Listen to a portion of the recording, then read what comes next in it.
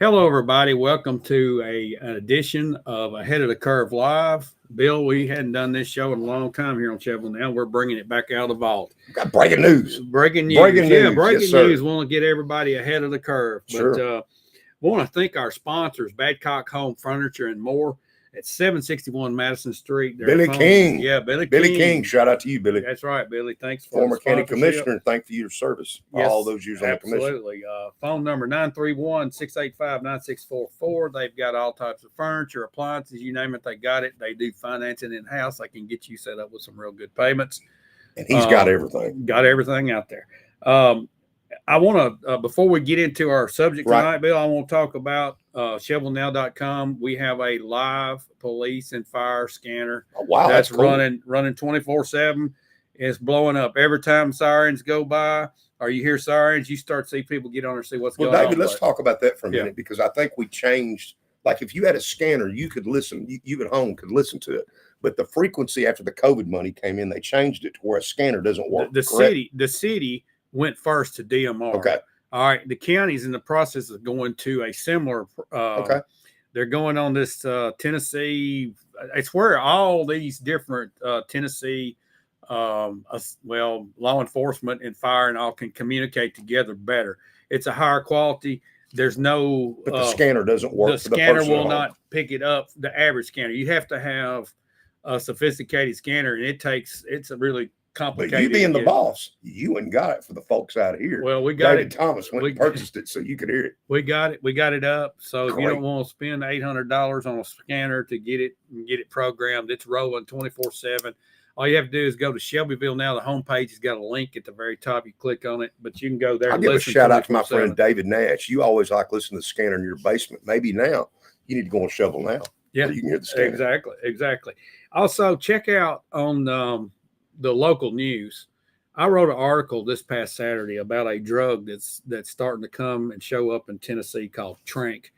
It's a very graphic video attached to it. It's not for children, but you need to go check that out and see what's going on and what's could be headed our way. It's right on our doorstep. So very important. There's also tonight, we're not going to have a Bedford County Live tonight. This is it. This is the show. This is the live show we're doing. And it's important, but I want to do one other thing. I want to thank you, David Thomas, for this forum. We couldn't get the word out to people we're fixing to get out without you and without this forum. It wouldn't be there for folks. And some folks in the Hillcrest subdivision, you're fixing to be upset. Well, I want to just say that this is for the community, and anybody has any topic they want us to talk about, please just send us an email. But Bill, let's get right into it. I know that there is a process in place now to annex a piece of property out on the Wartrace Pike, out on the left as you're leaving town. Before you get between the market and the 41A intersection there in 64, back into town. It's about halfway down that highway. Tell us the situation and where it stands. The situation is they want to annex it, and the original intent was in part apartments. When you say the city won't stand. Well, the city doesn't. The landowner does. Okay. He's asking the city to annex the 36 acres because he needs to get the sewer to it. So to get the sewer to it, you've got to be annexed. Now, I'm going to go on and say this. Unless there's something different, this property is zoned forestry, and I think it needs to come out of forestry before it can be annexed or go anywhere. So that's one, because I'm pretty sure it hadn't been taken out. Well, that would be a legal hoop that they would have to jump. It would be, but I think they think if they get it annexed, that it'll just take care of itself. But if it's been in forestry for years, there's a lot of back taxes. And my understanding is it's very hard to get something in forestry, even harder to take it out. I got you. I am concerned that this started about 2 weeks ago, really. And I'm going to name drop Mike Matusik for a minute. Mike, you ain't going to care. But Mike was telling me, he said, Bill, it took me 6, 7, 8, 9 months to get my dad's property on 231 annexed. Why are we fast tracking this sucker for two? And it's not even been a month. And it goes from, and I went and spoke to the city planning commission, and that was a study session. Boom, it's on the council. Yeah, I put that. We had an article about that presentation in the speech you made about it. Okay, now tell us about the condition of that property, because I know when you gave your speech, you talked about how it was raw. I live on the road, and I'll be honest with you, I live right down from it, a half mile down the road. Mr. Fayhart, good friend. I'm nice to meet the Fayharts. They've done wonderful thing. If you all remember, Kennedy Maupin was the president of People's Bank for years. As a child, I was so fortunate. He was so good to me as a kid. He let me hunt that farm. I went all over it. Well, as kids, Steve Slager, Rod Stacy, there was a bunch of us. We played in those woods that we're talking about on this 36 acres. It's limestone rock, David, Okay. and cedar trees. Yeah. You couldn't run goats on it. You couldn't get the T-post in the ground. How are you going to put apartments or high-density housing or anything on there? What about sinkholes? I understand there's that's another piece of property we'll talk about in a minute. To my knowledge, there's none here. This is all rock. And here's the thing, guys. You guys in the Planning Commission, I respect you for the city and county. You're donating your time. Tonight, I've got Coach Young's show, and then I'm going to do the Ag Center for the Ag meeting. I do the Ag Board. We don't get paid for these things. Right. And I understand that. Yeah. But it's okay to say no, guys. You don't have to say yes to everything. And you don't have to have a legal reason to say no. It's your First Amendment right to use the word no. And it's okay to say no. Okay. So let's just say if this piece of property was starting, if it got annexed, got sewer, then you can get sewer lines in there if it's you solid blast rock? with dynamite. Okay. So and then when you do that, you people in Hillcrest subdivision, if you got a family member, a friend, anybody, you live there, get on the phone and call all of your city council people. Most of it is Marilyn Ewing's district. Some of it, I think, is Feldhouse's district. I think part of it. But here's what's going to happen and can happen. Your foundation of your house is at risk. Most of you people are average people like me and David Thomas, and the only asset you've got is your home. So when we do these things, we've got to think about the people around you. It's not just about the guy making the quick buck. It's about, well, how does it affect the other's property? And in this case, if you start blasting, and we'll get to the Circle K in a minute where the condos are, it cracked the foundation, not of my house, but of my retaining wall on the river. The blasting. Right. Mr. Fayhart, Miss Fayhart said it did a bunch of damage up there to them. When you start blasting, it affects your neighbor. Right. And in Hillcrest, you've got a lot of older people, older houses. And the problem here is, back in the 60s and 70s, it was like they built them on a slab. You crack that slab, where you at? You're in trouble. You're in trouble. Yeah.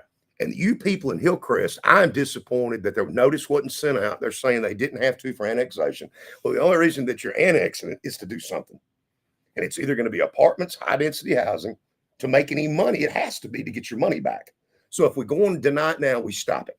Well, what's wrong with just slowing the process down and taking letting your time. everybody look at this property a little closer? What's wrong? Well, there with that? should be 2 readings. I think there will be, but hopefully they just turn it down now. Because there's some pieces of property, folks, that you just aren't supposed to build on. Let me bring up a couple other problems. Water pressure. Everybody in Hillcrest, these are my friends, not only my constituents, because I'm the sitting county commissioner. Right. I was about to bring that and up. I am. And I represent 95% of the city, but not only these my constituents, they're my friends. They're my neighbors. Right. And they don't want it. No one out here wants this. Since when do we do things that the people don't want?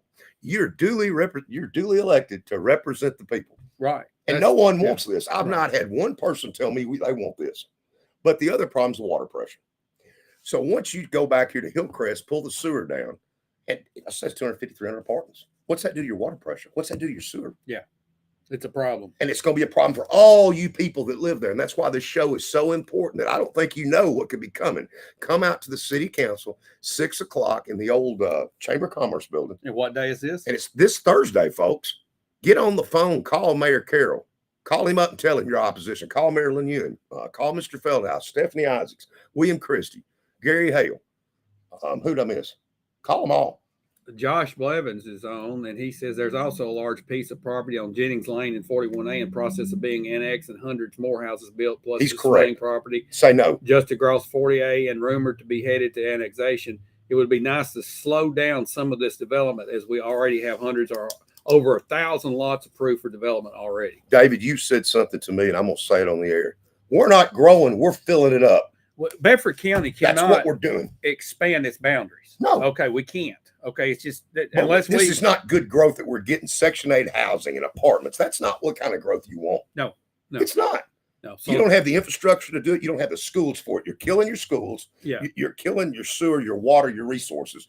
And if we don't stop, you saw some blackouts last winter. Yeah. I've talked to Shelbyville and Duck River. If we keep this up, when it gets really hot or really cold, you may or may not have power for parts of the day, because we don't have the grid for this growth. It's not structured for this type of growth this that we're fast. seeing. All right, here's a thing that you can do.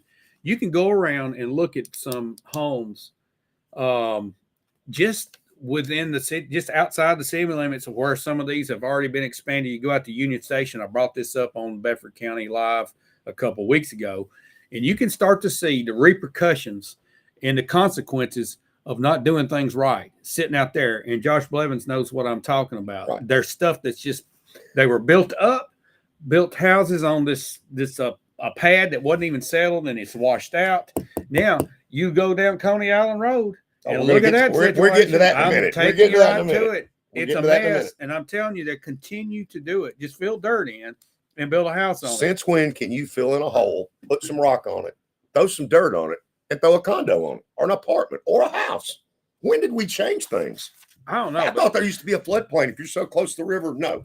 But We can go to Coney Island right now. There's so much other land that's more suitable for building. But if there's a reason it's set for 100 years, 200 years, nobody touched it, there's a reason for that. Yeah. But if we change the code, what's been changed here? And I'm going to get on the county in a minute. But Shelbyville Coach Department, I mean, you've got Brian Stevenson and who? Until you've got a coach department, I think he is so overworked, good friend of mine. Until you've got a proper coach department, how's this guy not overwhelmed? I think it's just him. Yeah. And they're talking about hiring somebody to help him out. But I mean, at this let's point, quit. David McGee and I were talking, quit annexing. Let's stop it, guys. The word no is okay. And I'm disappointed that the planning commission for the county or the city is being told legal advice. I'm just going to say it out the way it is. You got to have a legal reason to say no. Well, first of all, the planning commission on the city or the county is not the deciding factor. It would be the city council and us, the county commission. So how are you getting sued when we're the ones going to make the decision? But the council and the commission, we try to go off the recommendation from the planning commission. Go back to Longview. Remember that one? oh yeah. Okay. The planning commission was basically, it was 7-5. Some things went on there. They voted on it. I should have waited a year. Then they did some things, voted on it again. And with heavy hearts, they said, my arm's twisted. I've got to approve it because legal had told them that. Yeah. Okay.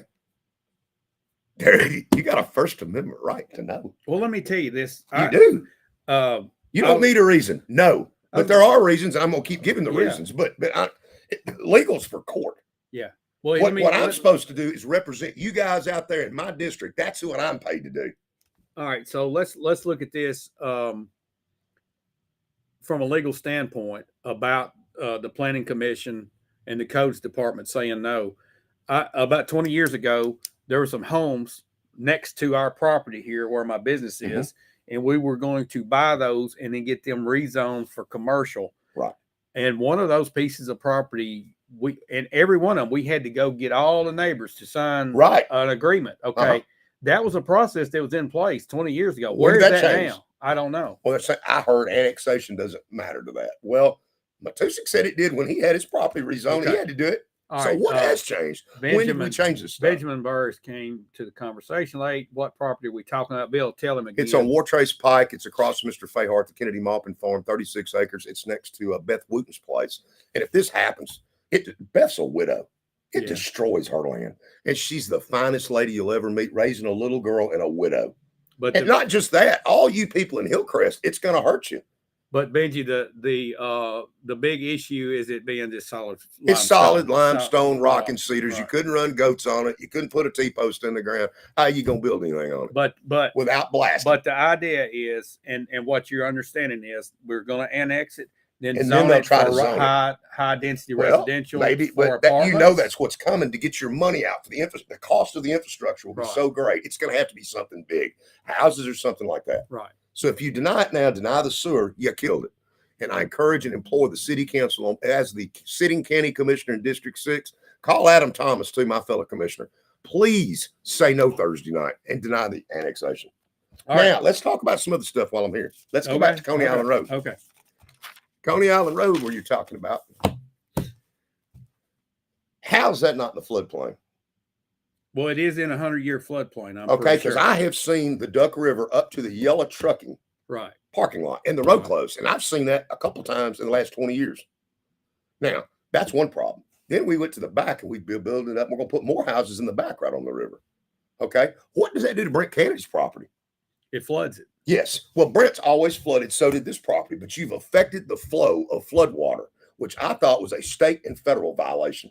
So now where Brent's property flooded, let's say to here, it's flooding to here. Yeah. So you've damaged Mr. Kennedy's property. Yeah, it's not useful. You killed it. Yeah, you pushed it farther over on him, and then how did that get approved? I don't know. And why? Now I'm not through. Let's go back to another one. All We'll right. go back to Leverett's power washing. Coney Island is being built up from where it floods. Yeah, it's being built up, and that's what we're talking about here. it's affecting the guy on the other side of the river. And when we do these things, we're hurting someone else. You got to think about what you're doing for one, how it affects the guy next door. So you're killing the guy across his property. Right. I mean, you're absolutely, Mr. Kennedy is just beside himself, and he should be. And if Bud McGrew were alive, this would have never happened. Mr. Leverett Power Washing has got dollar signs across. Okay. Let's go back to the other property behind where the sinkholes are. And this is behind the Circle K right down from me. Right. Okay. That was Dr. Womack's farm, the old Miss Dr. Womack. Right. And it always had sinkholes on it. Yeah. Okay. And I said something to the Planning Commission. I'll say it tonight. Back in the day, me and my daddy and other people. Well, we did it back in the day, years ago. You put refrigerators and stuff in sinkholes. Yeah. Okay, guys. Some of these contractors will tell me the technology is here to fill a sinkhole. Well, if you threw a refrigerator in there within a year, it was gone because the sinkhole comes back. Now, you got condos sitting on sinkholes. I don't care how you built it up or how much rock you put in there. Let's see where we're at 10 years from now, 20 years from now. Hope I'm wrong. I hope I'm wrong. I hope they don't sink. Or you have structural damage that's irreparable. I'm just saying, because I've never seen a sinkhole that you can fill one. Yeah. At least rednecks don't know how to fill them.